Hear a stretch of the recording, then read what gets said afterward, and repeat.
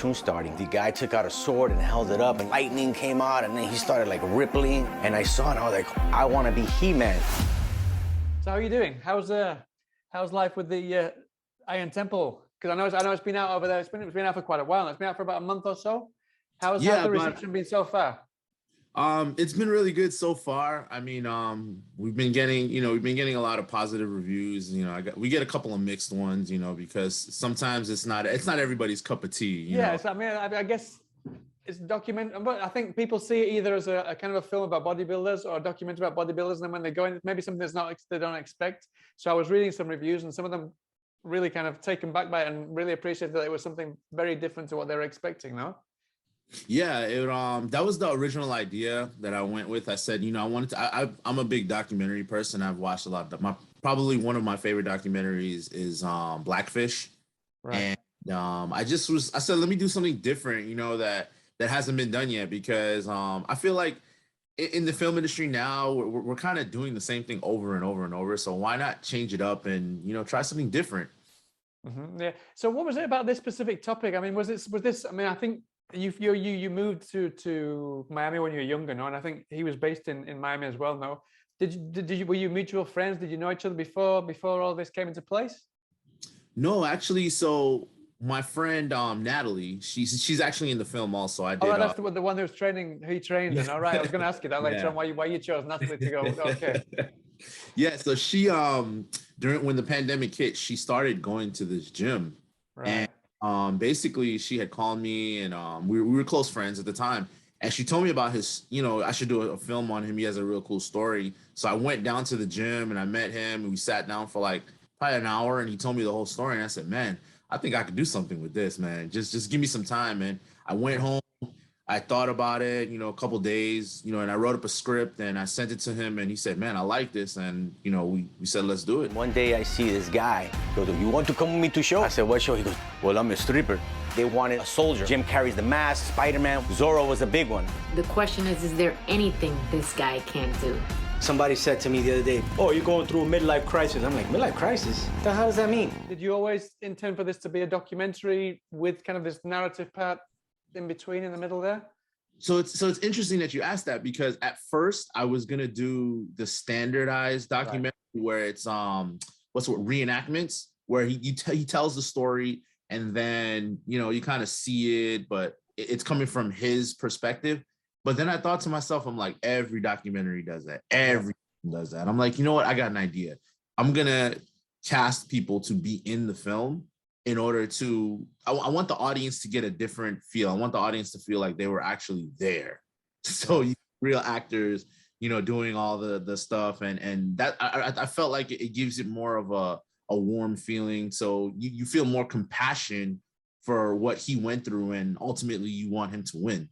Uh-huh. I mean, over here in the UK, we had a program called, I don't know if it's still running, but we had a program called Crime Stoppers, and it's kind of, there's actors who reenact crimes now, and I always thought it's a good job that they're actors, because having someone that's actually been through the crime and have them live through it again must be kind of really daunting. So, I mean, how daunting was it for you to put him through the strides that he'd been through? Because those must have been kind of like the 5, 6, 7 most difficult years of his life, I imagine. No? So to get him to really go through that and act it out himself must have been pretty daunting for himself. Was he very open to do it, or was it quite tough to for him to kind of do it, and for you to get him to do it as well?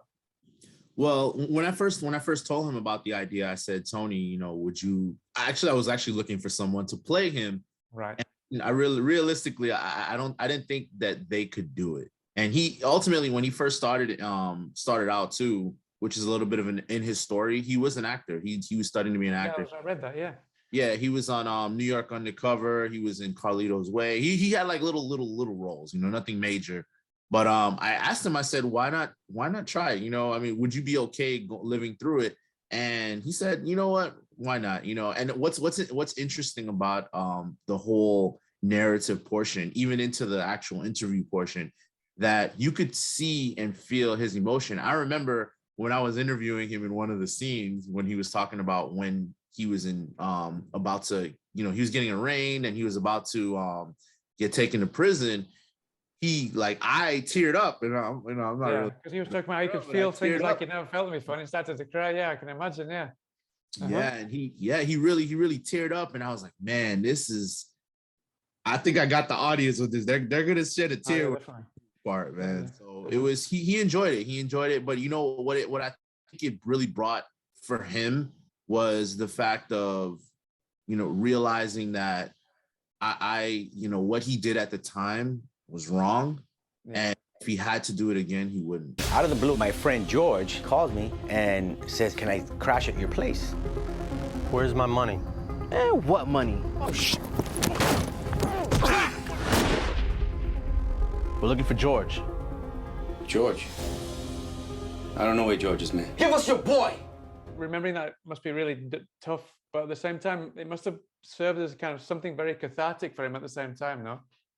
Yeah, no, think about it, for anybody, it would be, you know, I mean, to go through something like that and to come out of it, you know, thankfully, you know, some people don't, you know, some people could have been, you know, because the crazy part about it in the whole story is that even though he was helping his friend, somebody actually was killed during this thing. So it's a sad thing because someone had to pay the price, the ultimate price for this to happen, you know, and it's sad, you know, it's a little sad part, but you know, that's how life is. We all make decisions that affect our reality. So and at the same time, did you find it difficult to kind of just decide how objective to be when you were telling the actual story itself? Because obviously it's almost first person most of the time from this guy. I mean, we do see other aspects, but I mean, we've seen documentaries like, obviously an obvious one to mention would be Tiger King, for example. We see all these different sides of the story now.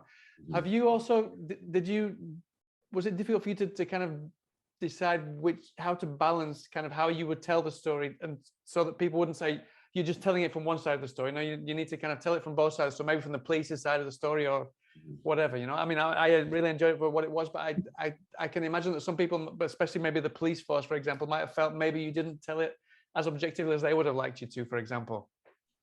Well, yeah, you know, that's funny. That's a difficult part about, you know, sometimes making a film and being objectively. But the interesting part about it is that realistically, that's what the story is what really happened, which is scary.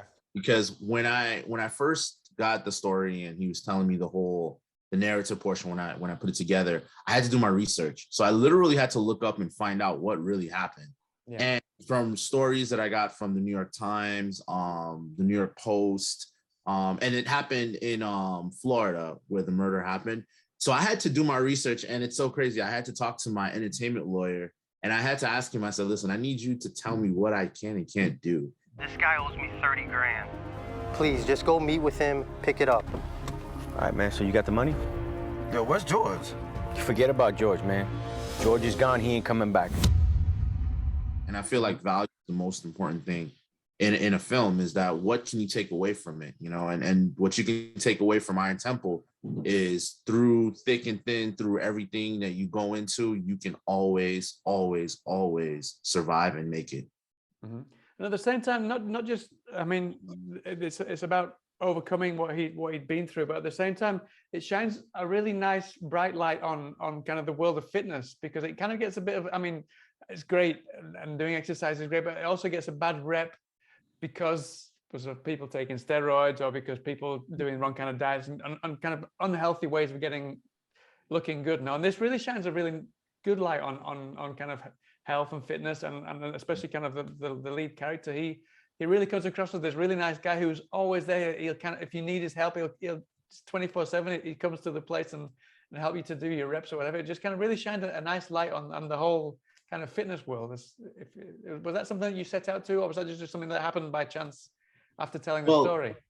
Well, the interesting part about that is that I didn't, when I first met Tony, I didn't know like all those things. I didn't really know. So I told him, I said, like, what do you know, I wanted to get a little background about you. And in the beginning of the film, one of the reasons why I kind of take a little time for everyone to get to know who he is because I feel like once you get to know who he is, you're going to obviously want him. You're going to feel compassion. You're going to feel, when everything hits the fan, you're going to be like, man, I know he did something wrong, but I still want him to succeed. And those testimonials, like you'll see with the other individuals about how he helped them through their fitness journey, they're all on a similar journey, just like him. Like there's one guy that talks about he didn't love how he looked, and he was suicidal and he didn't this, and Tony kept him and it's funny, he's in super shape right now because of him. So Yeah, no, he was quite an older guy. He wasn't a young guy. He really got himself in shape. Yeah. yeah. And it's a testament to what's going on nowadays in society. I mean, everyone is fitness now. Everyone goes, they eat right, and I mean, think about it. That's what everybody does. Like, I got to make sure I have my meals prepped. I go to the gym. I walk on the tread. You know, it's the part of society that everyone's doing right now. And I figured that in a film like this, it's a good way to touch on it, you know, and showcase it that, you know what, we all want to live a long time. And in order for you to live a long time, you have to live a healthy lifestyle. And the thing is like, there's a part in there where he talks about how he does online training. And even Natalie's part where she touches on, and I love her part because it touches on the female perspective of it. Because if I kept it male driven, I think I would have lost a majority of the audience. Yeah, you can see that she does her stuff online, and everything right now is social. So everything is just social media, your phone, everything, and she sends all the stuff out. He does the same thing. So it's keeping engaged with your audience, and you know, to promote good health and you know, living the right way. Definitely. And I mean, since it's released, have well, not just you, but has Tony noticed kind of people have not noticed him on the street, or maybe more people have come to his gym, or has he noticed a difference in his life since the documentary's come out? Yeah, I think he has. I mean, I've since the film has come out, we've done quite a few interviews. We were on NBC.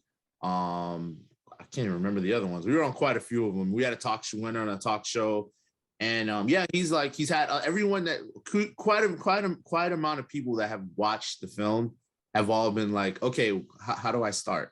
How do I get in shape? And I'm like, I told you, Tony, this is what they're gonna want. Everyone's gonna want to get in shape, so be ready for that. Brilliant. So, I mean, since this is come out a couple of months ago, I think it would be really interesting to see where he goes from here. I mean, obviously he's doing brilliantly now, but I mean, things can only get better, really, especially with the kind of mindset that he has, that he portrays in the whole documentary. No, has he told you where he wants to go next? And have you talked with him about maybe documenting that as well?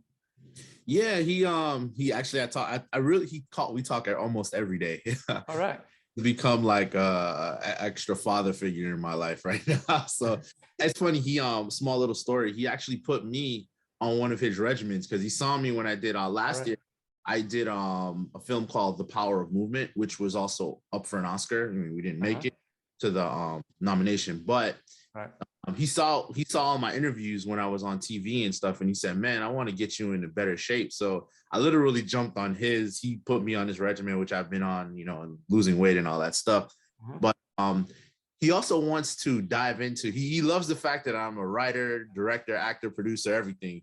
He's like, he wants to start acting even more now. So he's like, next project? When's the next project? I'm like, every day. When's the next project? And I'm like, we'll see. No, it's worked out for both of you, because you can get in shape and you can get into the acting business. Yeah. And I mean, obviously I think you started out as an actor now from quite a young age. No, is that something? I mean, you're acting this as well, but are you more inclined towards directing now, or are you more inclined to maybe use directing as a way to kind of get into more acting as well at the same time?